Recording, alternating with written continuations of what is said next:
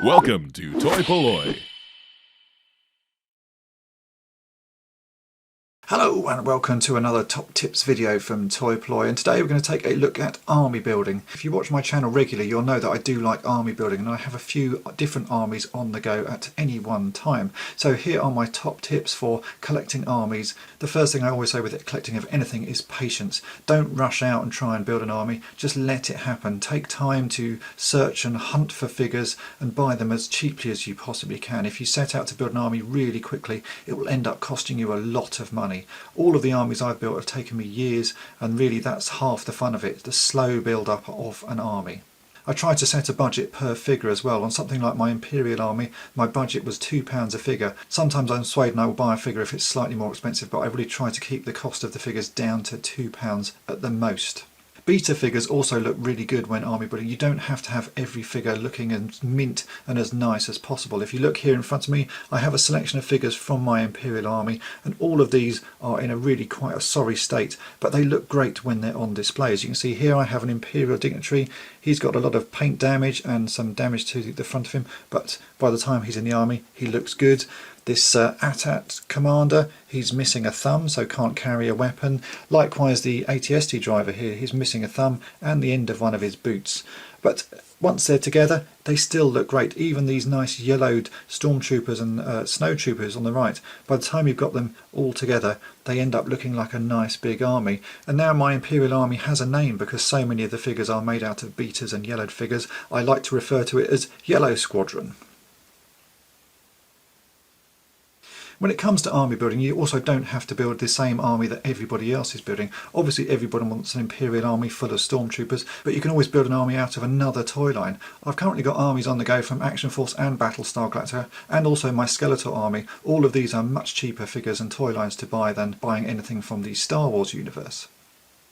Sometimes when collecting you do set out to build up an army, but other times you get what I would class as accidental armies, and that's just from when you buy big lots of figures, you'll get the odd figure from another toy line or odd figures from different sets, and after a while you'll have enough that you can start to build up a little collection of them, and that will soon spread into an army.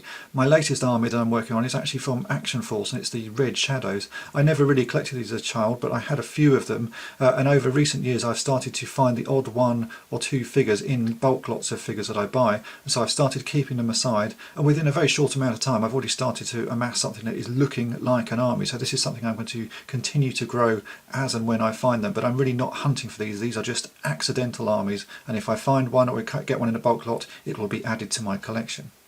Now some people say that an army really needs to be something that you would be able to get as an army in a movie or as a TV show. So if you're just collecting the same figure over and over again, that's not an army, that's a horde. But I have to disagree. I like a collection of any figure, even if it is the same one over and over again. As you'll see here, I have a large collection of Skeletors, and some people say that this is just a horde because they're all the same figure. But I have to say they're not. This is still an army. And if you look through the history of He-Man, there's an episode of Masters of the Universe called Here, There, Skeletors Everywhere, where Skeletor clones himself a number of times, so I class this as an army because you do see it in the cartoon.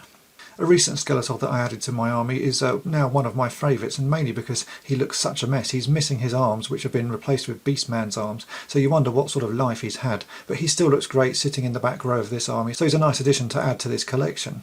When it comes to where to find your figures, it really is down to patience. I pick up figures all over the place. I still can find figures on eBay. You can still find Imperial Army figures on eBay for a good price, but it just takes some hunting. And things like Skeletors and the Battlestar Galactica figures, these generally I find at various flea markets and toy fairs, or even sometimes in charity shops you'll just find the odd figure. But it is down to patience. Don't rush at this. Just take the time to find the odd figure here and there and slowly build up your army. It will cost you an awful lot less than rushing out and trying to buy hundreds of figures all in one go. Another army I did want to build at one point was some Hoth Rebels. Just because I have such a large Imperial army, I thought it'd be nice to have a Hoth army as well. And I started to pick up the odd figure here and there. These were all very beaten figures, and these are really quite in a sorry state. But when it comes to army building, as I say, they don't need to be in the best of conditions. But this army never actually got anywhere. I just decided not to bother because I'd already got such a large army going on with the Imperials. So this one is just relegated to sitting inside my Rebel transport ship for the moment. Someday I may start it again, but for the moment these are just a sideline army that I've not really bothered to add anything to in the last couple of years.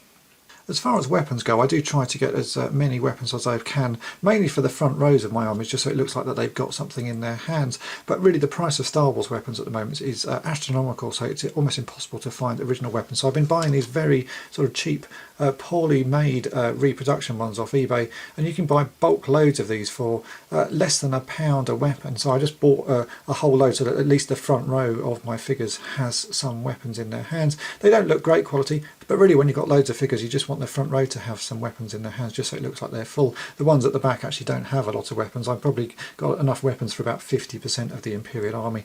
And as for Skeletor and his army, I think I have about 10 weapons for all of the figures, so not a great deal, but I will find more as time goes on. So my final tip again is the one I mentioned right at the start, and that is patience. Don't get caught up in the moment. Think of this as a long-term collection, something that you want to build up over years and years, and it will be much more fun and cost you a far lot less than it would do if you just splurge and buy as much as you possibly can in one go. So I hope these tips have been of interest to you, and thanks for watching. Thanks for watching Toy-polloi. Subscribe for more great videos.